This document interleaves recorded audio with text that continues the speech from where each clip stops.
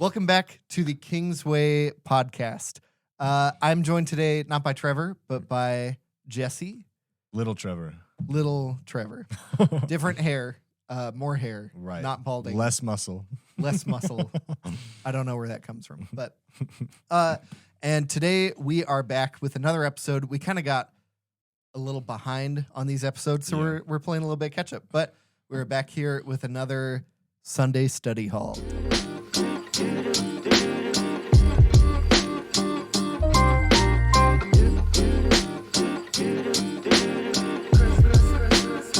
So today we are talking about what Jesse preached on almost 2 weeks ago. Yeah. The first question on my thing is, what Bible text or sermon topic did he preach on this past Sunday? Which is funny because Trevor preached this past Sunday, and this may even come out after Trevor preaches again. Yeah.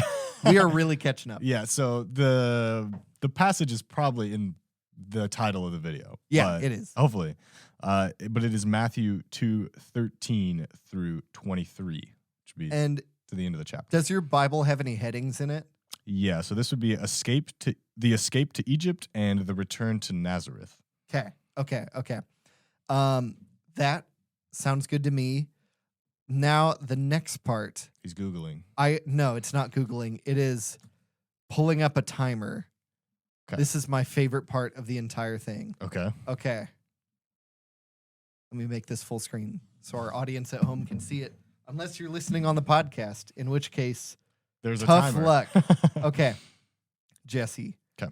Can you summarize your sermon and what you preached on in 90 seconds? Do you want the content of the passage or the content of the sermon? The sermon. Okay.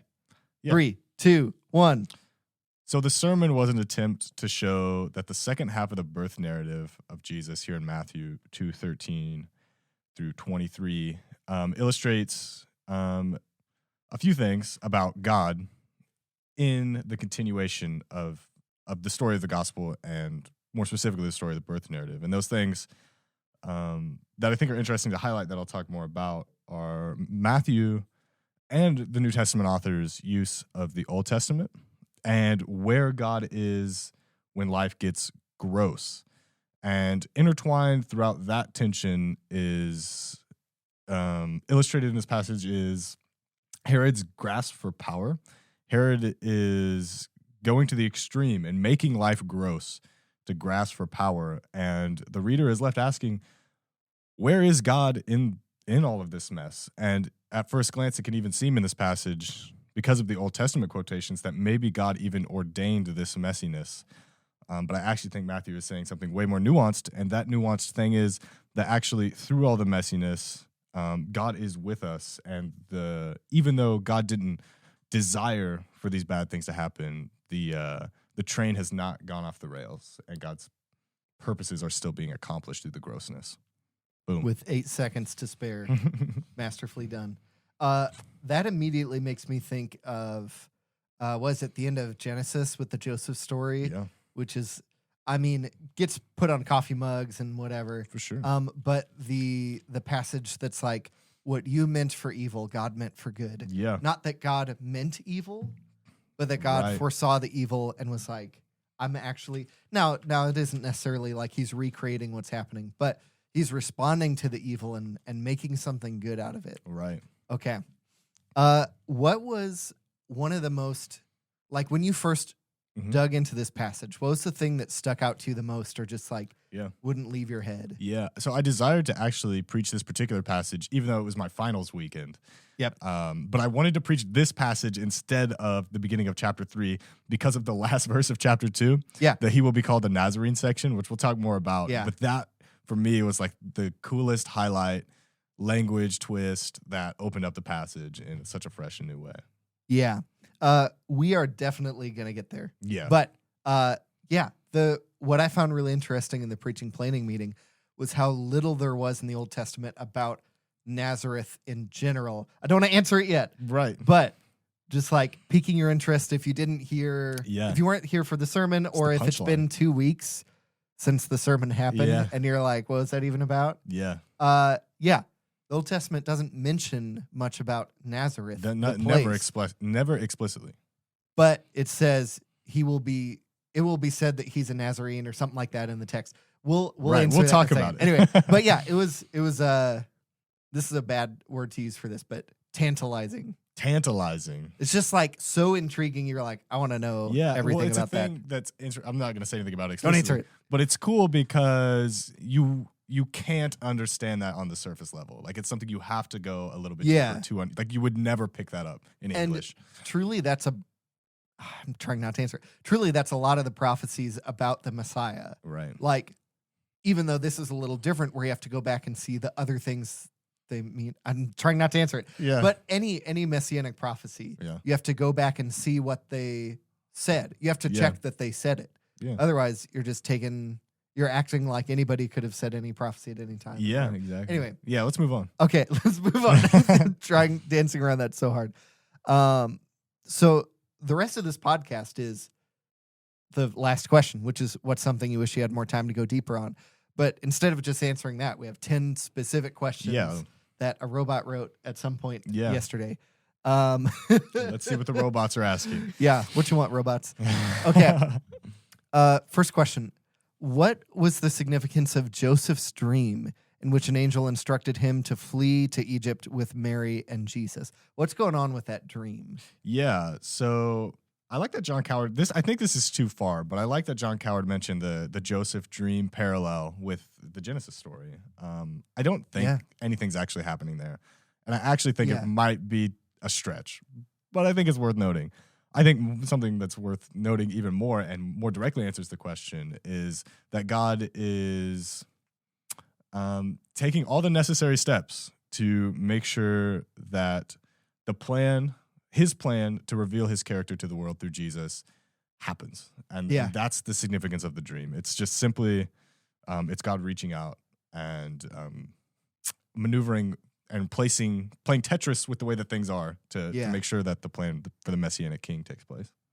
Yeah, I totally see that. And what you're talking about, if I can be more clear, is the whole Joseph dreams stuff, correct? Yeah. So like we just said, same story, but different part of the story, that Joseph in the end of Genesis, like 37-ish to the end to 50, has this whole series of dreams and is known to be a God dreamer. Yeah. Not in the Kanye way, but in the, sorry, the stupid reference. But in a, like more in a prophetic way in which he is able to speak God's will and God's word and God's insight into situations where Joseph himself wouldn't have had those insights and those words. Right. But a lot of times it's through dreams. Right. And so he, like, part of his rise to prominence was having these dreams of like famine coming into am I mixing him up with Daniel? No. No, yeah, this is famine, right? Joseph interprets dreams. Yeah. He's mostly a dream interpreter. You're right. I think he has dreams. Well, his first thing was a dream with the coat at the beginning. Right. It's a multicolor dream coat that I saw in Branson. Dream coat. Technicolor Dream Coat was the name of the Sight and Sound performance in Branson. I saw it when I was a kid. That's funny. But yeah, he definitely has a dream earlier, and he's around dreams and around these ways that God's engaging with him.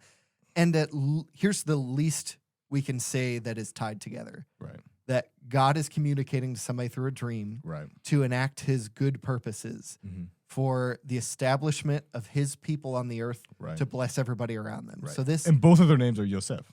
Yeah. Right. And that's the connection we're making. So there's a connection with Joseph, there's a connection with dreams, and there's a connection with God in that he is engaging with them through dreams. Right. That when God talks to Joseph in Matthew, that this isn't a new way for him to communicate. Right. This is the tried and true landline for one of the most delicate and intricate parts of his mission. I think it's worth mentioning, though, as a critic, there might not be anything there. And Yosef, a common name, there could be nothing there. And I don't want to over sensationalize the text where it doesn't need to be. But. Yeah. And that's fine. Right. Something I've loved about Matthew is I love Christopher Nolan movies. For example, Tenet, Interstellar, I almost said Insidious, but I don't even know what that is. I was trying to say the time one with the dreams. Hey, dreams, Joseph. There you go. Inception. There we go. Okay. I've only heard of these. I haven't seen them. They all play with time. They all have like like layers and layers and layers of details that you can go into, and like there are all these. I remember I saw Tenet, which is a movie about, if I can not spoil it, about how this like special ops super secret group is fighting against terrorists from the future who have figured out a way to reverse the course of an item or a person in time. So they're like, they send these guns back in time. They're traveling the wrong direction. Yeah. So you fire them and they catch the bullet from wherever it was shot. Okay. It's like all this, it messes with your head. 3 days after I saw that movie, I was letting my dog out in the backyard using the dog bathroom. Naturally. And like YouTubing like hidden Easter eggs and fan theories and whatever, because I just could not. You were so into it. I was like, this goes so deep, Yeah. and I just want to explore it. And even if there's not like a new meaning or an explicit meaning, I think there's something cool that there are these parallels, whether or not, I mean, Matthew didn't make Joseph's name up. Right. But that there are these parallels that even if it's just like a coincidence, like just for the chill factor, right? It's like, oh, that's cool. Joseph dreams. I've heard that before. Yeah, that is there. Anyway, okay. Cool. Next question. Oh, here was the Herod question. Yeah, I knew it was coming up. I thought there was one. Okay. We have 2 questions that are very, very, very similar. Right. I'm going to ask them both back to back. F first and then B. We have them lettered and not numbered. Okay. F first. These are all about Herod. Right. What was the political and social context of Judea during this time period? And how did this impact the events described in the passage? That's so general. Yeah, but I do have one thing to say. Yeah. I mentioned this on stage, but during my time in Israel, I really realized the power of Herod, and in a way that I hadn't expected. Wildly powerful. He's talked about a lot in my Bible classes as like a puppet to the Roman Empire, which is true. But I didn't feel like it was credited how much individual power Herod had. It's in multiple palaces, like one in Caesarea Maritima, the Herodiums outside of Bethlehem, Masada by the Dead Sea. I mean, these are huge palaces all dedicated to him and all of his places. Wildly powerful. And I think what it says about the contents of this passage, I mean, people were willing to go kill children in at this guy's order, you know? So I think that shows the enormity of his word and the enormity of his power. And at the same time, he's not like 20th in line of historic Israelite kings. Right. He's not somebody who's irreplaceable. Right. It seems a little bit that way because of the amount of power he has. Right. But he is, like you said, a puppet governor, sort of. Right. He's given power by the Roman emperor and empire. And the moment that he goes against their wishes, or they find somebody who's going to be a much better fit for that, right. It's like Saul and David and that kind of stuff. Mm-hmm. It's not like, well, his term is up, he's out of office. Yeah. It's like, we should go kill that guy and everybody who's ever come from him. Yeah. And then set up this new person. Yeah. It's a king of the hill thing where he is on top. Yeah. But it's shaky. I mean, okay, let me even describe this. So this was around 0 AD ish, 2 to 4 to somewhere in that early flip of the BCE to AD. Yeah. You know what I mean? Anyway, for the rest of you, BC to AD. It was like right around that time. Yeah. And the Roman Empire had, within the past couple hundred years, taken over the Greek Empire, which had covered most of the known world. Hasmoneans, Alexander the Great. And then they had established their own. Julius Caesar was close to this time period, but I think that Caesar Augustus was like actually the one in power during this. Right. Julius Caesar made a great name for himself, giant, huge, powerful ruler, and was famously stabbed to death. Yeah. He went in to his council of a bunch of people. He had just called himself a god and was getting away with it. And everybody was like, this jerk, whatever. And then he went into the Supreme Court kind of, but with like 30 whatever people. And they were all like, this guy sucks. We're going to stab him a bunch of times. That's the power structure at the top of the organization. Right. It's scandalous. Octavius Augustus, whatever his name is, the next guy, or one of the next guys. When's Tiberius? Tiberius is going to be 14 CE to 37. And Augustus will be 31 BCE through 14 CE. Yes, that's what I'm thinking of. Augustus. he holds on to power a lot longer and is a lot more safe and careful. Right. He has this whole thing with, what's his name, Marcus Aurelius? Yeah. So he, like, power is hard to hold on to even at the top. So for this guy being middle management over his own little sector, right, like, there's not room to just feel comfortable with power. Yeah. Right. And that's why he goes to such extremes here. Yeah. I see what So the sub question is, why did Herod seek to kill baby Jesus? What does this reveal about his character? Yeah. I don't know that it reveals much about his character other than his character is in line with the higher ups above him, the Roman emperors above him. Yeah. I mean, I think he did either killed his brother or his cousin. I should know this, but that sounds right. Herod had killed either his brother or his cousin in a power grab. And so this is just wildly scandalous once you start involving power. And so this, while this is gnarly, this killing of the children, and it is gnarly and it sounds gnarly for good reason, it wasn't outside of the realm of possibility in this context because of the way power dynamics can work. Especially listen to the last episode of Sunday Study Hall, Sunday Study Hall, where we talk about the Magi, the wise men coming from the east, how they had interacted with Herod, and how they had told him, like, hey, the King of the Jews is about, which is literally Herod's job description. Yeah. It's the little nameplate on his desk that they're like, hey, the King of the Jews is about to be born. It's his title. Herod's like, King of the what? It's like, I'm right here. Yeah, I think anyway. So this Jesus being born, being called King of the Jews is a threat. Yeah. That is a claim Anybody on Herod's saying throne. they're the King of the Jews is a threat. Yeah. Anyway, well, I just answered my own question. Yeah, cool. there you go. Herod. I think that covers Herod relatively. So Jesus and his family are threatened by this plot from Herod to kill a bunch of babies. Mm-hmm. Next question. Yeah. What does the flight to Egypt and subsequent return to Israel symbolize in terms of Jesus' mission and purpose? Yeah, this is key, and you really harped this into me. Yeah. Because I wasn't even fully convinced of this until our preaching meeting, and I got a chance to look at it closer. Yeah, get trash. Yeah.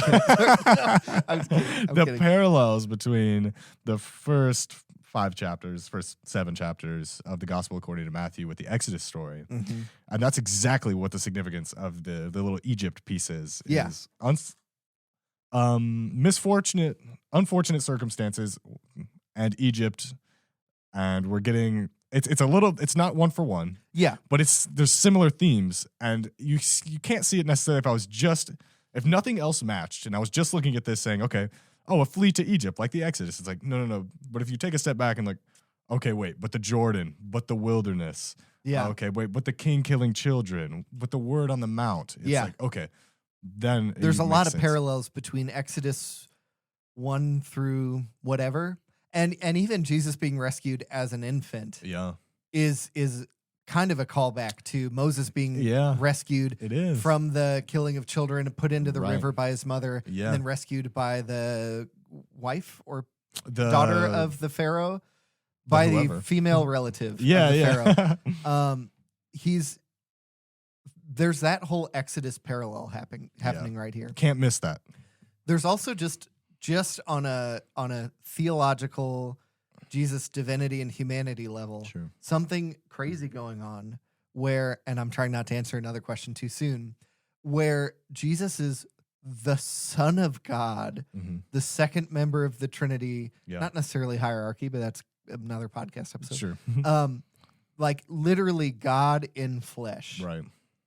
And yet he has to have his mom and his dad, who is a character barely mentioned in any of the gospel accounts, and he kind of disappears after we get to Jesus' adult years. Yeah. Like those two people, young, like not necessarily irresponsible, but inexperienced. For sure. They have to save his life.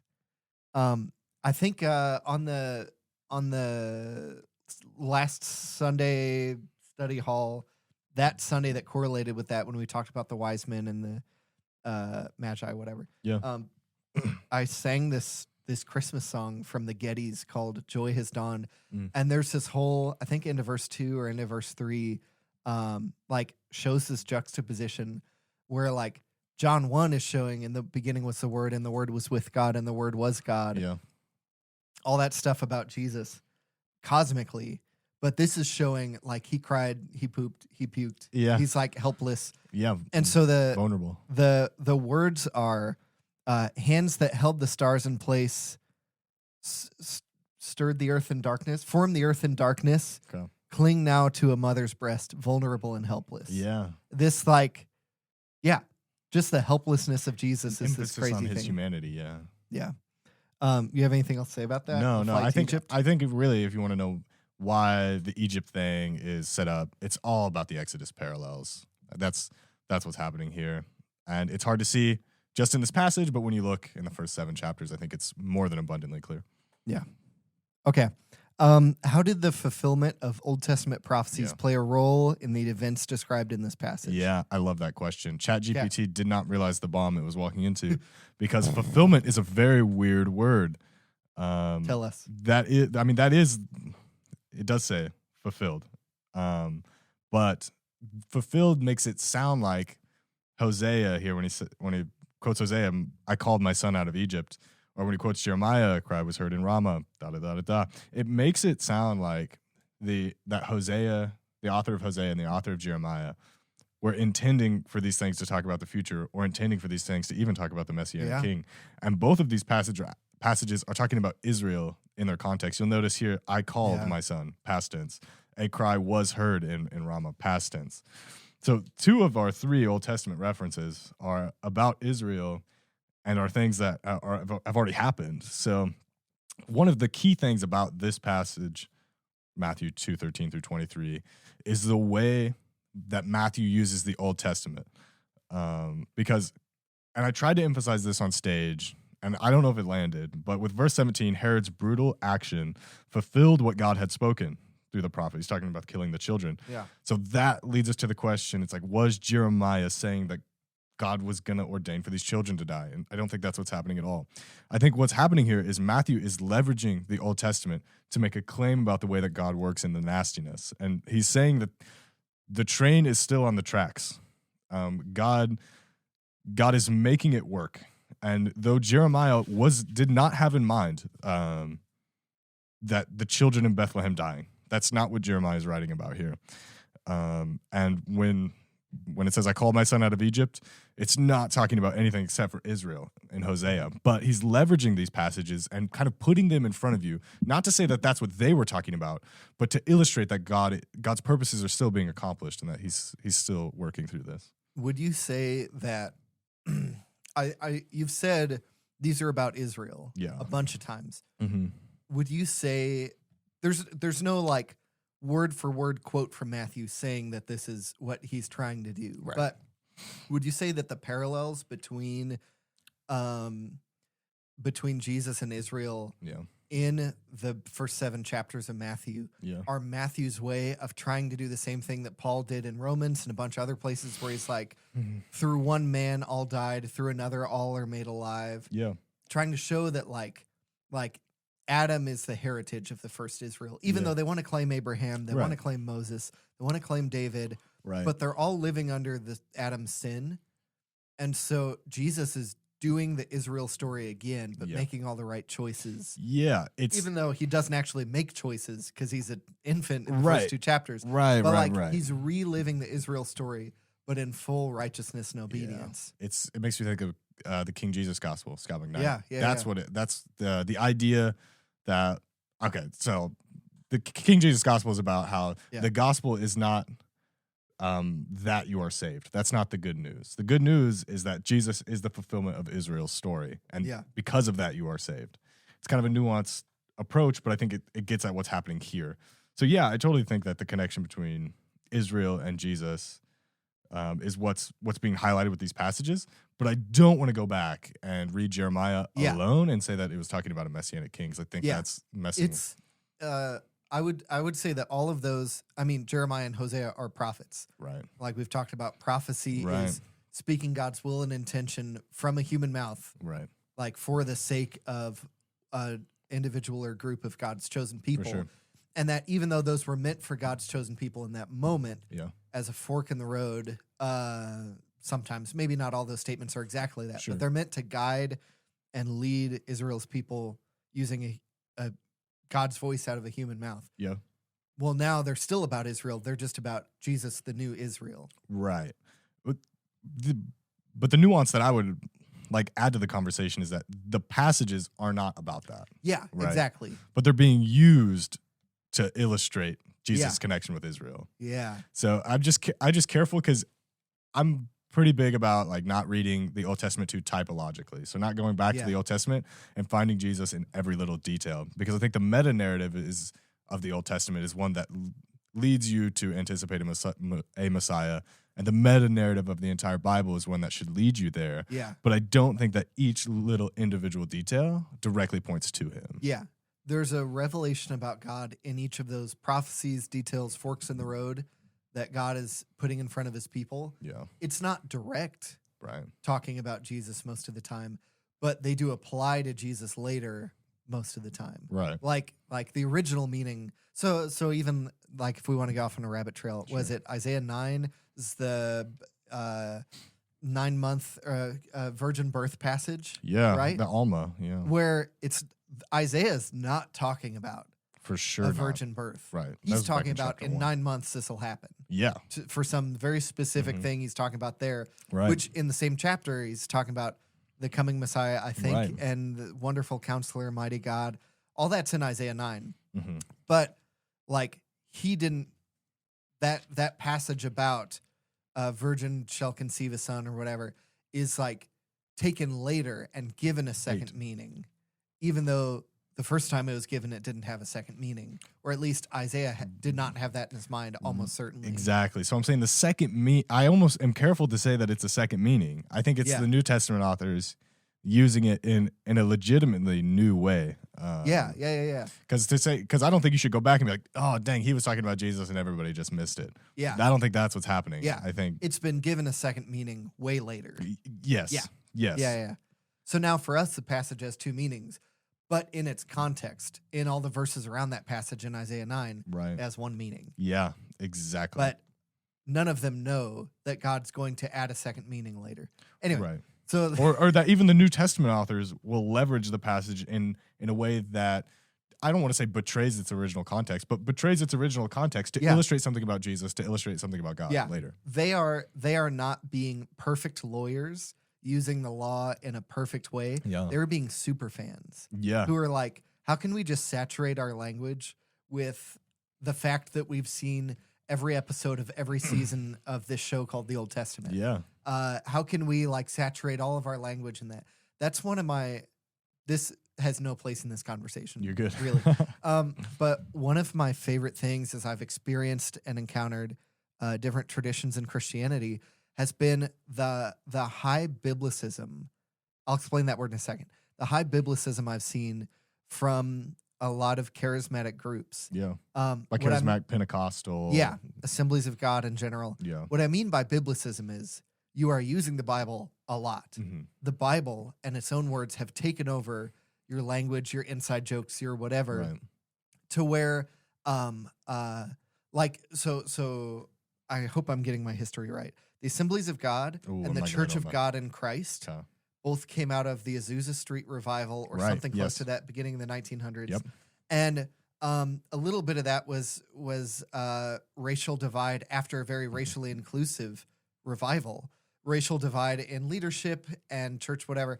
And so there's kind of a they're not totally this way, but a generally white and generally black version of the same denomination. Yeah. But they both carry high biblicism with them to where I just heard a worship pastor in the past week or two who's spent a lot of time in an African-American tradition talking about how they would say that like if a church, their worship service is highly produced, like very epic, but very absent of spiritual impact, they would say that worship pastor's got a lot of training, but he doesn't have any oil. Yeah. Where they're using this anointing metaphor, which that's funny. Is no place in any of our ordination practices, how we make people a pastor officially, but they're just using oil and anointing in a mostly biblical way, just as their language. At least trying, right? Yeah, they're all the seeker-sensitive, careful language for guests. You're talking about not us. a part. No, not them. Not us necessarily. Okay. It's not a part of those cultures. They instead make their language biblical, even if it's not like the way we think it should be applied, right? It is using Bible words and Bible things Right. like they're super fans. For sure. And they're like, every word out of my mouth is going to be some hidden reference to some passage in the Bible, some story, whatever. So that's like more what I feel like Matthew and some of these authors are doing. Of course, like liturgical high church, like Catholic, Orthodox, like all about this with imagery. Yeah. To come back full circle, what was I going to say about that? Oh, I had some Bible great fans, full circle. super fans. Oh, yeah. Okay. So Matthew and these writers are writing like Bible super fans. Mm-hmm. Like they go to BibleCon in San Francisco or whatever every year. Like that's who they are. Yeah. And they let this be a part of their DNA. So much so that when I was in Bible college and I took an interpretation class. Which one? It was either Principles or Issues of Interp, which may have a different title now. No. I went all through Principles, which is how do you interpret the Bible. Right. And it was whole semester, 60 pages on 10 verses, all this word study, all this whatever. And then day one in Issues the next semester, they say, if any of the New Testament authors quote the Old Testament in my class the way that they do in the Bible, they would fail. Yeah. And I was like, what did I just spend a semester on? Yeah. Like, but it's real. Like the way the author of Hebrews quotes the Psalms is like different. Right. He's using this like Psalm 2 or 8 or something until I make them a footstool and whatever, talking about how Jesus has made us a little lower than the angels, or made Jesus a little They were lower. not concerned with original context. Original context was not a big deal to them. Right. Or author's they knew intended the meaning. story. Well, yeah. It was a big deal, the context, but the author's original meaning wasn't a big deal. Yeah. But saturating themselves in Bible language and Bible ideas as they tell a new story was super important. Yeah. So that's why, all the way back to the beginning, I think the Joseph and the dreams thing, even if there's not a real word-for-word connection, they're just like, here's an Easter egg for the fans. Right. Like, yeah, potentially. I mean, again, they're not making up Joseph's name. Right. But maybe maybe God's doing that with Joseph's parents. Yeah. Like, you should name him Joseph. It'll be funny. Because of the dream thing. Yeah. I don't know. Okay. Anyway, that was a little... that's okay. little off track, but that's okay. Did I already ask role of the Magi in these events? No. Okay. Question E. What was the role of the Magi in these events, and why did they play such an important role in the story of Jesus' birth? Yeah, I mean, I think it's relatively intuitive what they're doing on the surface level. They're leaving. They're leaving in our passage. That's pretty much all they do. But it just, in terms of this entire second chapter, they come because they see this thing in the sky, and they come and they talk to Herod, and then they kind of trick him by leaving. And that's fine. And there's probably more to say there. I think the idea that the Magi, who were either Persian or from Babylon, came over and proclaimed the King of the Jews. Why would someone being the King of the Jews affect these guys who aren't Jews? And that's where that's where I really want to harp on. Like, wait, this might be saying something about the kind of kingdom this is and the kind of inclusion that we're talking about here. Yeah. What is it saying about it? Well, that it's wider than just the Jews. Okay, yeah, because that's they're not Jewish, I would assume. Surely they're probably I almost said afraid. They're probably familiar with Judaism. Right. They're probably familiar with a bunch of different religions. Right. They're not practicing Jews, though. That's for they're sure. not practicing monotheistic and worship right. Jews. But they're probably, just like the Romans, maybe not exactly, maybe I'm making this up, but they're probably like the Romans, wide doxologists. They are worshiping a wide group of gods. So the way the Romans pacified people, number one was through beating the poop out of them. Right. Number two was integrating them into Roman culture and saying, oh, you can keep your gods. We'll add them to the pantheon. Right. So here Just the throw 'em 400 in, gods are missing. I'm probably getting that number wrong. Sure. But here the 400 gods are missing, even though you have some right, and we'll add those to ours, and it'll be pretty cool. Yeah. You can see this in Acts 17 when Paul goes to the temple in Athens, and he's like, you have all these statues to all these gods, but then you have one to the unknown god. Yeah. Or the catch-all statue. Yeah, what's up with that? Let me tell you about that guy. Yeah. And that's the way a lot of these Greeks and then Romans later treated gods. So I'm assuming that wise men from Persia or wherever Yeah. are within the Roman Empire. Yeah. Probably. Right. Almost certainly. And that they would, if they're wise men, if they're very educated, if they care about spirituality and spiritual matters, which it seems like they do. They do, yeah. Then they're probably watching the signs, watching all nature bow to Jesus as he's born, and like, oh, a new God has appeared. Yeah. It's like Super Smash Bros. When it's like a new foe has appeared. They're like, oh, a new one to add to the group. And maybe they don't realize. Maybe they won't pass the theology test and who actually is this. But they know something's going on. They see something's happening. Right. These crazy, but they know it's the King of the Jews. That's the Yeah. It's like, what? It's interesting. How they know that is a mystery. Yeah, it is. But anyways, I think the Magi talk about the inclusion of God's kingdom to come. Yeah. Yeah. And I mentioned this past Sunday that like the people furthest, and I may have mentioned this on the last Sunday study hall, the people and the beings like demons and stuff furthest from Jesus are the ones who recognize him super easily. And the people closest to Jesus, religiously, geographically, culturally. So the religious elite and his own family and people from Nazareth and wherever he grew up, like those people miss him. They have like proximity blindness. Yeah. But these wise men from hundreds of miles away are like, whoa, it's the King of the Jews. Yeah. Meanwhile, there's irony. His parents' neighbors are probably like, what's that crying baby doing? Yeah. Anyway, so there's this inclusion of those outside that isn't going to be fulfilled yet. Right. It's coming. Okay. 2 last questions. Okay. Number 1. What was the reaction of the people in Bethlehem and the surrounding area to the events described in the passage? I mean, the text doesn't explicitly say. Just make it up. Yeah, I mean, they surely weren't thrilled. Yeah. I did emphasize on stage that this wasn't like, I mean, it was a mass slaughtering, but it wasn't like hundreds of babies, probably. Yeah. It's probably tens.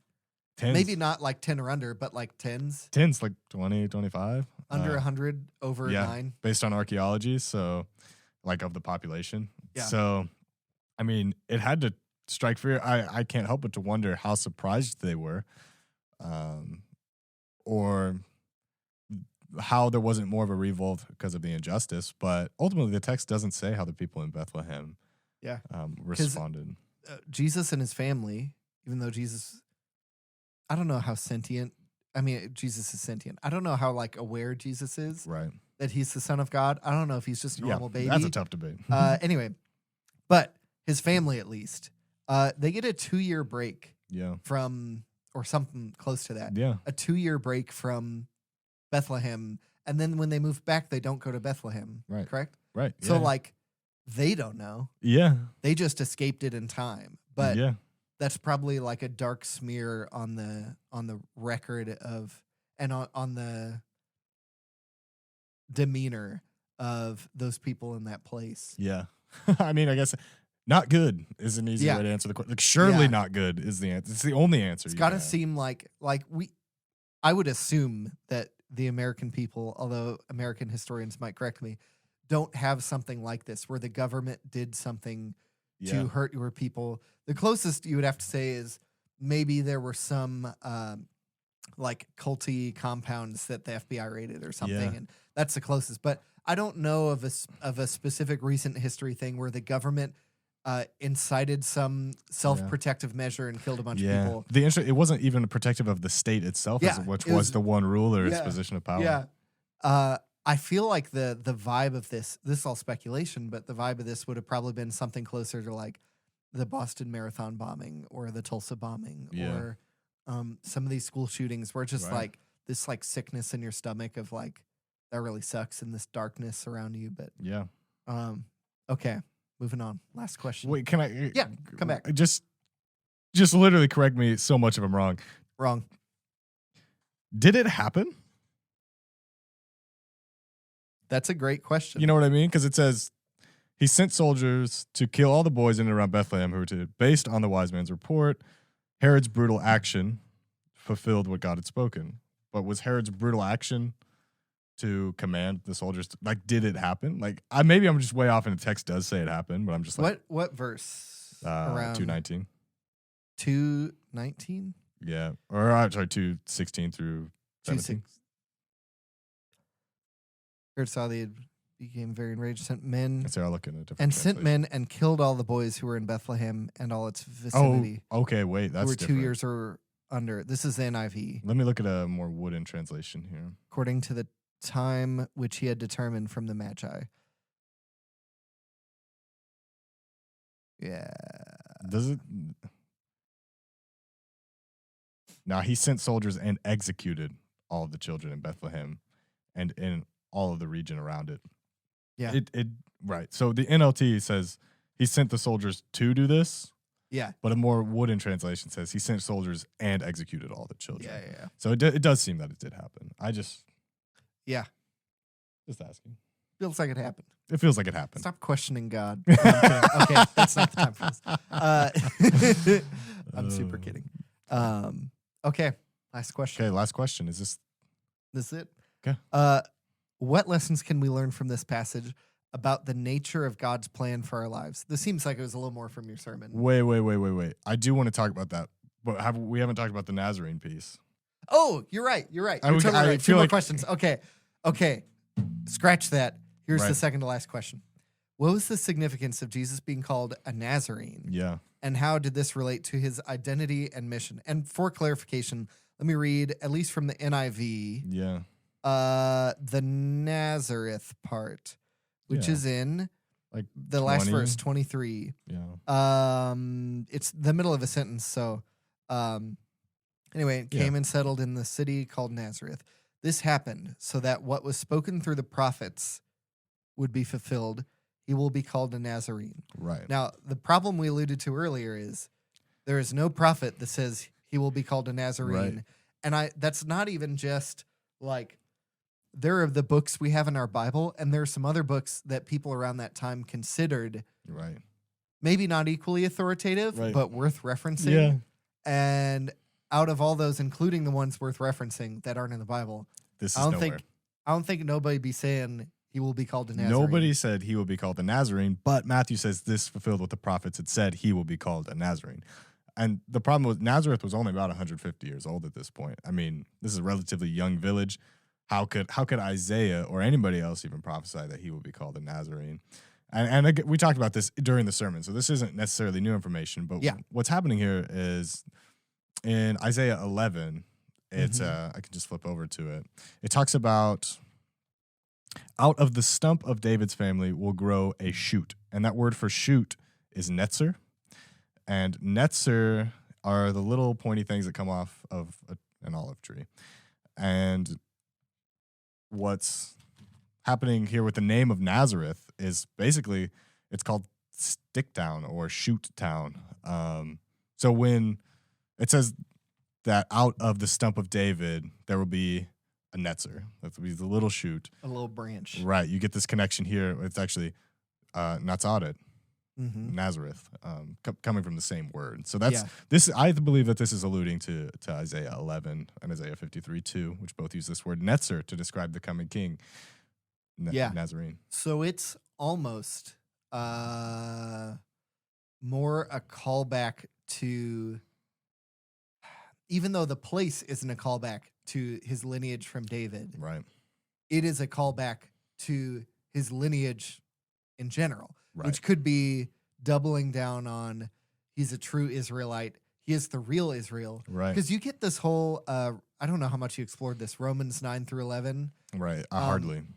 Which is, maybe I'm wrong. It's either Romans 2 through 3-ish or 9 through 11. Yeah. Where Paul is talking about how Israel is a tree, but these Gentiles have been grafted in. Right. They're really proud that they're this olive tree, this whatever, which if you want to listen to the Bible Project, they have this whole series on anointing. Right. And anointing is done with oil, like olive oil, but with some extra stuff in it sometimes. And they make this whole point that like anointing people is, number one, making them a bridge between heaven and earth. Yeah. So that would be kings, that would be prophets, that sometimes places or altars are anointed.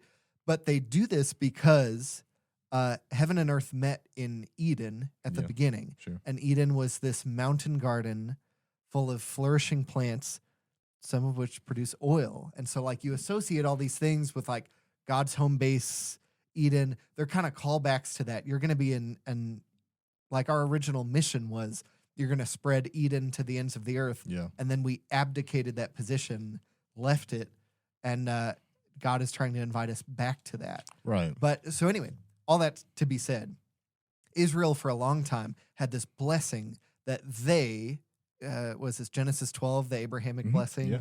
Yeah. You will be blessed, and through you all the nations of the world will be blessed. Right. They forgot that second part a lot of times. Right. They forgot that their mission was to the rest of the world, Right. not against the rest of the world a lot of times. Mm-hmm. But they held on to the olive branch, olive tree imagery. Yeah. And so like they even in the end of Matthew's gospel and maybe end of John's gospel, curses the fig trees. Not exactly the same, but a little the same. 23. There's this strong tree imagery with who Israel is that you see in the Old Testament. And what you see in the New Testament is this new grafting in. 21. So that God can have the people he wants, not the people bound by heritage, by bloodline, but that God can graft everybody who's welcome, everybody who's elect, everybody who accept Jesus's call into this tree. Yeah. So Jesus being a shoot, a new one from the original line of this tree, Right. but a new direction of this tree, Right. a new branch. Yeah. Yeah. I think we should spend at least a second talking about some of the interesting language used before each prophet is quoted. So it's, that's one of the parts of this. Yeah, this is fulfilled what the Lord had spoken through the prophet. I called my son out of Egypt. Not plural. The prophet. Singular. 14, right? I'm looking at 23 still. Yeah. Sorry. So singular in 14, the prophet. And then in 23, it says, this happened so that what was spoken through the prophets would be fulfilled. He will be called a Nazarene. But then in 17, you get the prophet Jeremiah. So all three of them are different. Earlier in this chapter, there are three? What do you mean? 2 or 3? Hosea, Jeremiah, and... Yeah, that's it. There's 3 total in our Isaiah? passage today. Yeah. 3 separate prophets. So there's a good chance he's referring to these when he says the prophet said he will be called a Nazarene. Okay. The prophets said. So you had mentioned that maybe he would be called a Nazarene is more of an office or a position or a status than it is actually talking about a place. Yeah. Then like the I love Nazareth bumper sticker. Yeah. Like hometown pride or whatever. Yeah. So do you think there's room to say that Nazarene means lowly position? I don't think that's what the author was getting at here. I think the Isaiah 11 thing is what's happening. But because it says what the prophets, talking about multiple. Now, I think Zechariah does also use the Netzer word. And I believe we looked at that. Do you have that? No. Maybe I'm wrong. Which one is that? Can you look at parallel passages for 223? I sure wish I could. For Jeremiah's 18, and which one's 2:6? Is that? I'm talking about 223. This Nazarene talking about the shoot. I think Zechariah also talks about that. Zechariah. Yeah. Netzer. I'm just gonna look up that. Yeah, just see what happens. Is it there? I'm getting a whole lot of stuff that is not the Bible. So I'm gonna back up. Goodbye. Okay. Anyway. I mean, either way, whether it was Zechariah or whether it was Jeremiah, I can't believe I don't have a note about that. That's okay. There's a chance that the Netzer word was used in multiple prophets. I should know that off the top of my head. I think it's in Zechariah, but which could be what's happening. Or the prophets as a whole could be talking about him being a Nazarene, meaning a lowly social status. I don't think that's what's happening, but that is possible. What do you think is happening? I think it's a direct Netzer. I think he's playing with the Netzer. The shoot, thing. the branch. Yeah, I think it's just the shoot. That's why I was saying that, like, he is spearheading this new branch of God's chosen people to welcome the outsiders. Yeah. It's worth thinking there's multiple ways to look at it. Right. So yeah, that's essentially what's happening with the Nazarene piece. Yeah. Okay. really like that. Yeah. That's the Christopher Nolan Bible stuff that I love. Yeah. Anyway, last question for real this time. Cool. Good thing we're only 50 minutes in. This has got to be the end. What lessons can we learn from this passage about the nature of God's plan for our lives and the importance of obedience and trust in fulfilling that plan? Yeah. Shout out to Shane Wood. Heard him say one time, one of my favorite quotes, God doesn't will our suffering, but he won't waste it. Yeah. What's happening here is that, like I've said, I feel like a million times when talking about this passage, but since this is kind of my last hoorah with it for a while, when life gets nasty, it's easy to think to ourselves, well, God must be mad at me. God must not be real. But we never consider that God is actually with us in our suffering. Yeah. That's such a foreign thought, even for me. Like when things go bad, something happens with my car or whatever inconvenience I have, it's like, oh man, like what did I do? Or like, man, maybe God's not blessing me. It's like, no, like God is with you in your suffering and he's with you in your loneliness. And that's ultimately what Matthew's doing with these Old Testament passages, is communicating that in the grossness of life and in the rawness of life, God isn't uninterested, and he's certainly not ordaining it, but he's actually there right next to you and with you. Yeah. No, that's important. I don't even want to mention this because I haven't actually read the book, but Timothy Keller has this really good book about suffering and evil and hurt and like the distress of this world. But the title isn't like how God can fix your pain and suffering or how God whatever. It's walking with God through pain and suffering. And honestly, that's like, I agree, God doesn't will it, but he won't waste it. Like all of our suffering is like crossroads where we can turn closer to God or get further from God. But also in all of our suffering, God is calling out to us as the one who comforts all the suffering. And like even the beginning of the new word from God in Matthew 5. Yeah. So like we're talking about the parallel between Egypt and Israel and whatever, and Jesus. Well, Israel's big like hearing from God moment is Exodus 20, the 10 Commandments.